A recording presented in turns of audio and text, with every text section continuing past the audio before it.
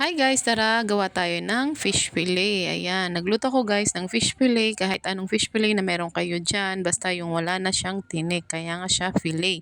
Ayan guys, bumili lang ako sa supermarket.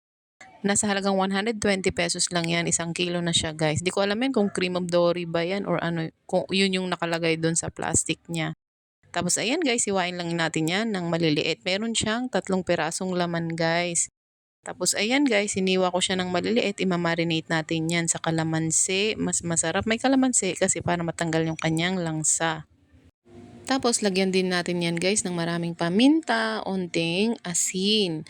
Para hindi na maalat. Tapos naglagay lang din ako ng seasoning granules guys. Depende na sa inyo kung anong gusto nyo ilagay. Tapos naglagay rin ako ng minced na garlic para tanggal lang sa at mabango talaga siya. At dahil wala akong breadcrumbs guys, ayan gawa natin ng paraan. Naglagay lang ako ng crackers, Hansel yung ginamit ko guys. Tapos ayan, dip lang muna natin siya sa flour, tapos sa egg. Then after nyan, dun na sa ating Hansel crackers na magiging breading natin. Tapos ayan, deep fry lang natin siya guys hanggang sa maluto yan. Mabilis lang siya maluto guys kasi malambot lang naman yung fish fillet.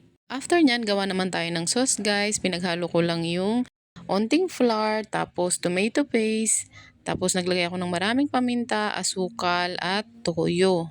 Pwedeng-pwede yan guys sa mga may handaan, pwede siyang appetizer at pwedeng ulam din at baon na rin ng mga bata. Ayan guys, napakasarap. Thanks for watching. Follow for more.